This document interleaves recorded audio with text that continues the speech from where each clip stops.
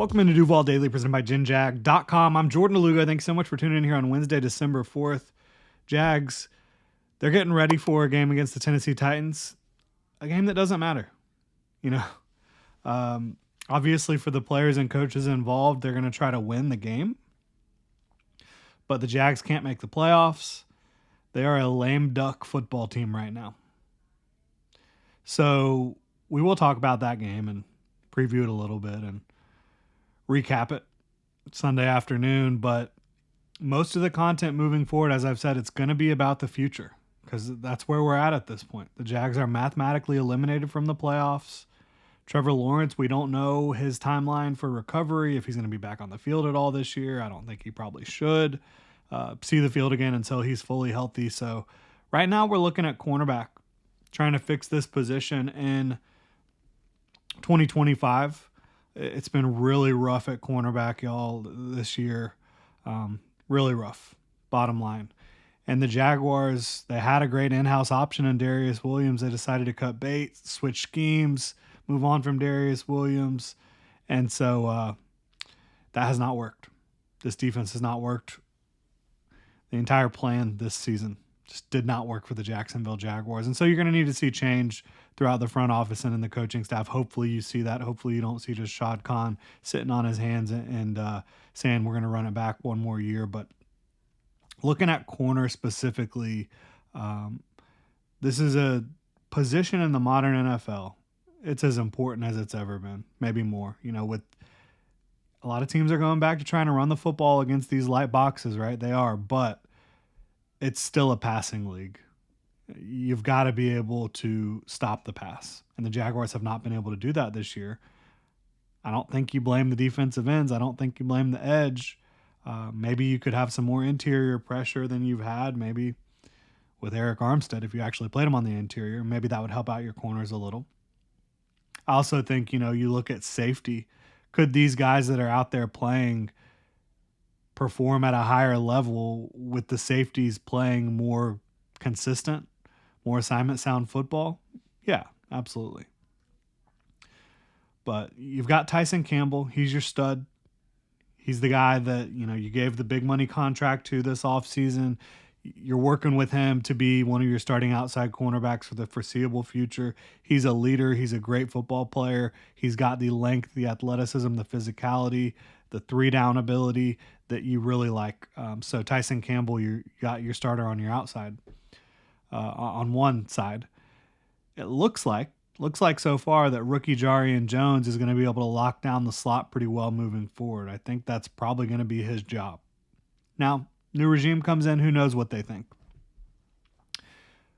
And he hasn't been perfect as a rookie, but really encouraging aggressiveness, physicality, athleticism, ability to make plays on the football. I think Jarian Jones, at the very least, should have the upper hand locking down the nickel role next year. But you still have a gaping hole on the other side, on the outside opposite Tyson Campbell. You absolutely do. You will still have Ronald Darby under contract. You could get out from under that contract if you decide to move on and go in a different direction, and you could save $2 to $3 million in cap space. You'll still have Buster Brown on his rookie contract. But beyond that, you don't really have anything else. And again, I think that Darby would look a lot better this year if there was some adequate safety play. But he's not been great. Even, and regardless of the safety play, he has still been burnt toast a good bit and just not been quite as on the money, like just a step behind at times. And then Buster Brown, he loved the way he plays the game, but he just does not have the athleticism to hang out there consistently. So, to me at this point in his career, Ronald Darby should be like a top backup for you. And then Buster Brown should be depth as well behind that. I'm cool with having them on the roster, but neither of them should be entering week 1 as a starter in 2025. They should be backups. So how do you solve your cornerback problems? You got to figure out what defense you want to run. for sure, because, whatever defensive scheme you're running, whether it's man heavy, zone heavy, cover three, cover two, there's different skill sets for all these different types of base defenses or defenses that you want to run the most. So it's possible that based on the scheme, you're going to attack certain types of archetypes at the cornerback position, whether that be through the draft or free agency. I think you just need to get good players who can be versatile personally, who can probably play man or zone, because you have to do both in the NFL. You can't just do one. Every team has man concepts. Every team has zone concepts.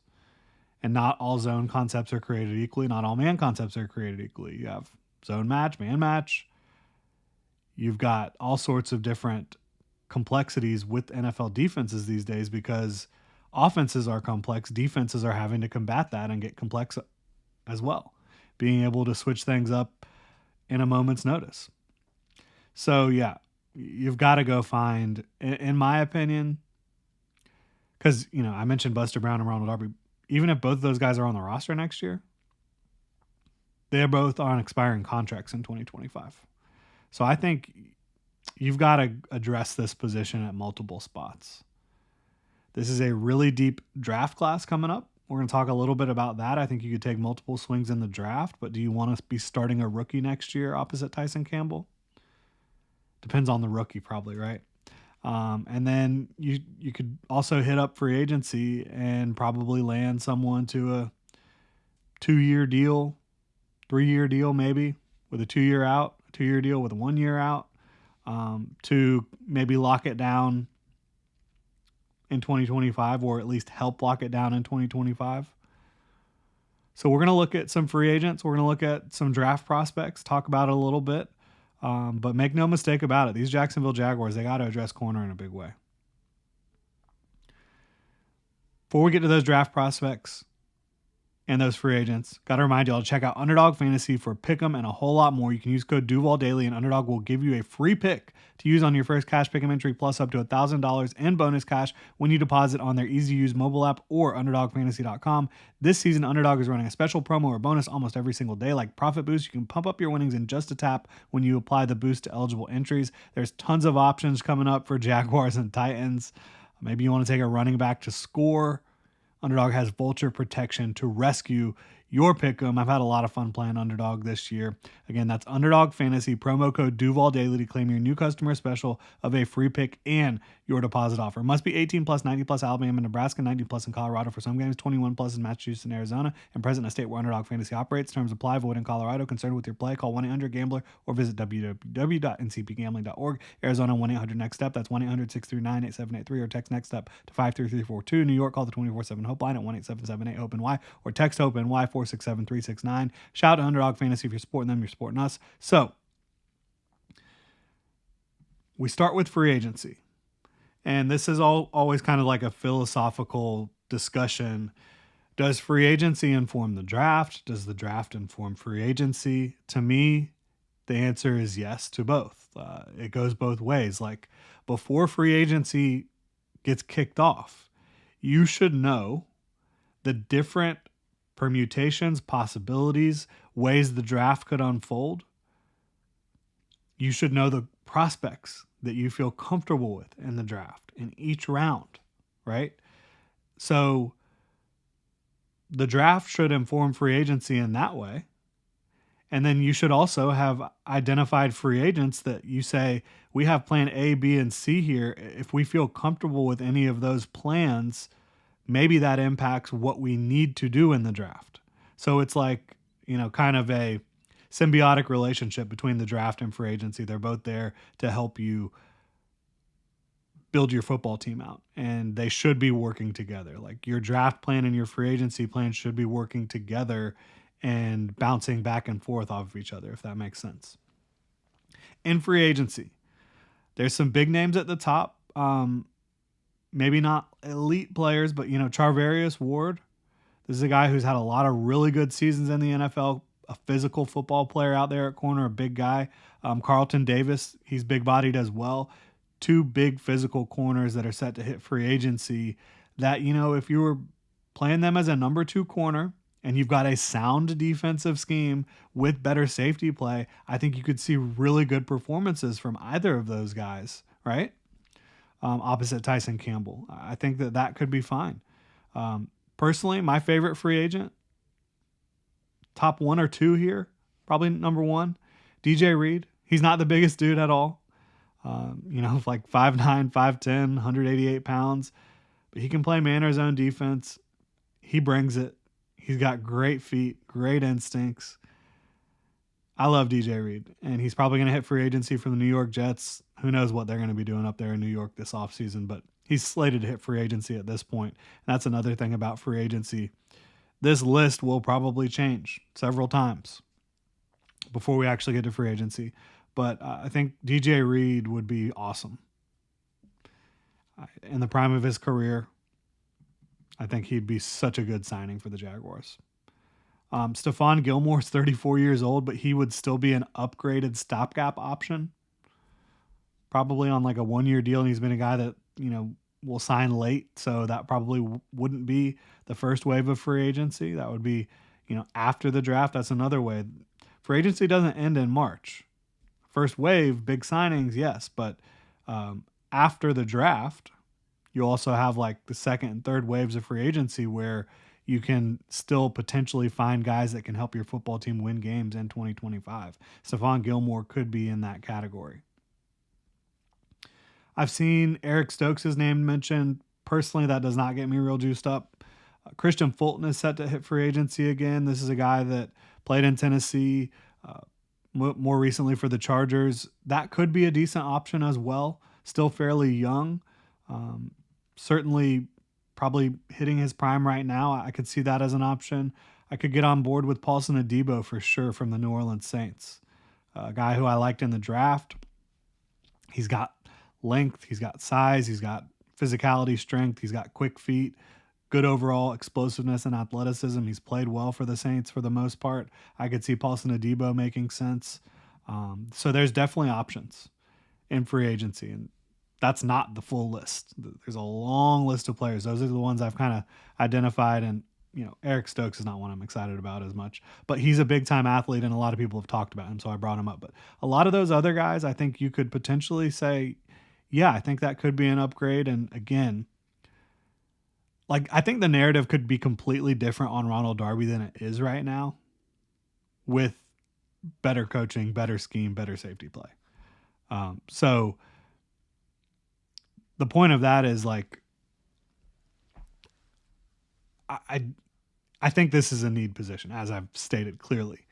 But I also think that these guys that might not have you like super excited as a number 2 cornerback in a good scheme could perform at a very high level. That's all I'm trying to say. I think Darby could perform at a much higher level, but again, I don't think that he should be your number 2 at this point. Looking at the draft, I think, again, at least one big swing.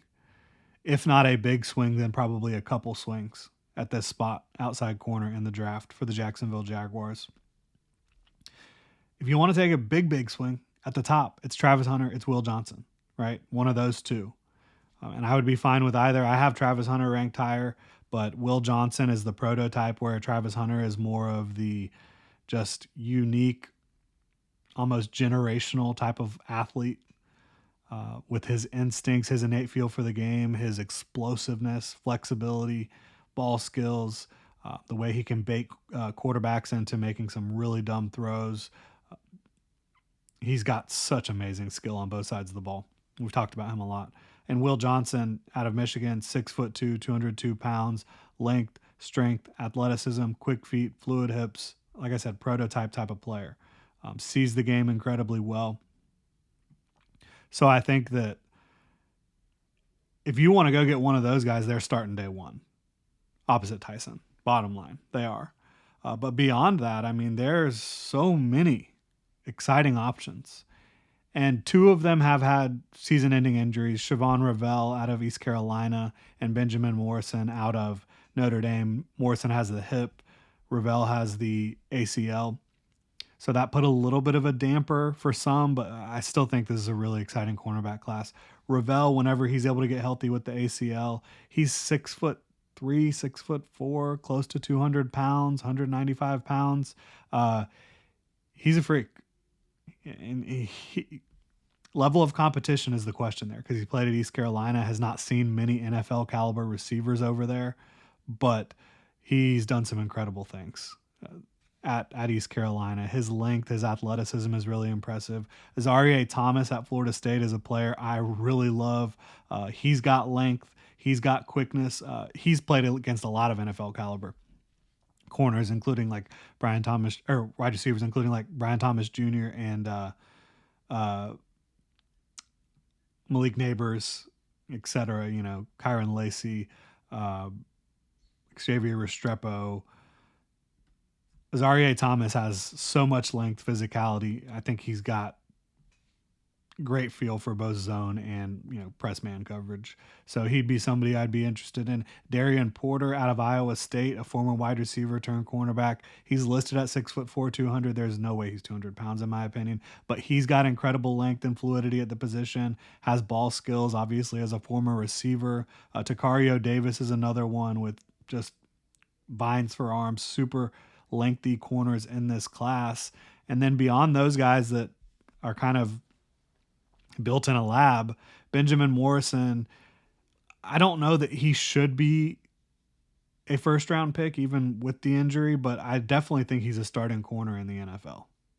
I think he can be a quality starter. I think Maxwell Harrison can be a quality starter with his aggressiveness and explosiveness and athleticism, and he has good length. Trey Amos, same thing out of Ole Miss. Kobe Bryant from Kansas is an incredible playmaker at the position. Jabbar Muhammad is a smaller guy, maybe more in the DJ Reed, Darius Williams kind of archetype, but I think somebody who they're going to try to pigeonhole him to play nickel. I think he can play outside. I think he can do it at a high level with he's got incredibly quick feet, maybe the quickest feet in the class, and fluid hips. He can just turn and run with anybody. So it's an exciting class. It's a group of players, both in free agency and in the draft, that you add a couple guys, I think you could transform this position, because you have Tyson Campbell, you have Jarian Jones. I think you could transform the cornerback position from a pretty big weakness because of your outside cornerback opposite Tyson Campbell into a strength pretty quickly.